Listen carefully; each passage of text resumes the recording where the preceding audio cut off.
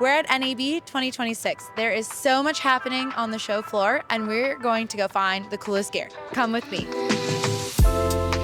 Here at NAB with Chris at GoPro, talking about the latest release. Can you just tell us a little bit about what you have here today? Definitely. So we're showing off our new Mission 1 series, which we're calling our compact cinematic camera system. So it's the most powerful GoPros that we've ever made. They feature 50 megapixel 1-inch sensors, super capable 8K, 4K open gate recording, just a ton of pro features that a certain portion of our audience has really been asking for us. One of the biggest things people would ask for was better low light. So how are we going to do better low light? Well, we need a bigger sensor. That bigger sensor allows us to really deliver pro level features like 8K 30 open gate recording, 4K open gate recording up to 120 FPS. And we even have a new chip in this. So now it's powered by GP3, which is a new 5nm process chip. You can actually change lenses on a GoPro for the first time in over 20 years. It's kind of crazy. It's a big departure from what we've done, but we're so excited because you can have so much creative control when you can change your lens. The other thing I'll mention too is we're supporting 240 megabits per second on the bitrate front. Why 240? Well, it's Netflix's requirement for their camera requirements document. So we want to make sure that even the studios can be using this camera for television and film projects. So we're really excited.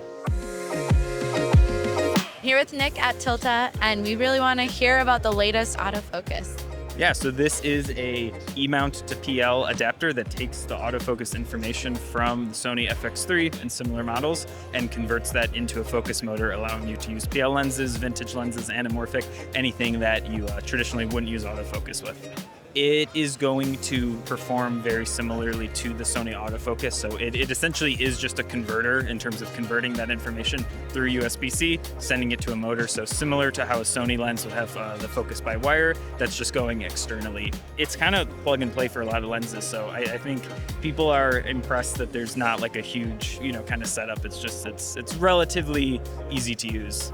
Any setting that you use normally through the FX3 is compatible, so it again is just sending out that information. So whether that's face tracking, eye tracking, the general wide or spot autofocus. Essentially, if you're operating from behind the lens and not looking, you can use this as if it was an autofocus electronic lens. And this could be, in this case, it's a more modern anamorphic, but this could be a lens from 50 years ago that you mapped and, rehoused. And so the idea is, getting the best of both worlds.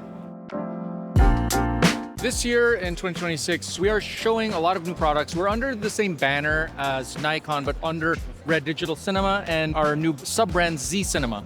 Z Cinema is really a blend of the two ideologies of Red and Nikon together. So we're now using red color science in this camera, but the know-how and expertise of Nikon ergonomics, Nikon autofocus, Nikon overall fit and finish when it comes to having a handheld, small run and gun camera that creators and filmmakers who are on a small compact budget want to have access to Red Code RAW. This is actually the slimmest flange distance. So what that means is, I could take an E-mount lens, I could take an R mount, an EF mount, and attach it to this with an adapter. So it really makes it appealing for people to use the body in any situation that they need. Heat management is very, very good, even despite not having a fan, and we can still run it for extended periods of time. Like all these cameras that we have out here are running all day long and they're not overheating. So great thing is we can either use the battery inside there, use USB power delivery, or get a V-mount battery and attach it through the USB. So a lot of modularity. I'm here at Fujifilm talking with John and Scott, and we want to just get the latest update on the GFX Eterna 55. So we know we rolled this out last year. What has the market reaction been so far? Yeah, so there's a ton of interest in the camera, really in the independent filmmaking space, also very much in the creative agency space. It's an accessible camera that is IMAX approved, so that's really exciting. It really makes IMAX really accessible to filmmakers at large, and it's the tallest sensor and open on the available market.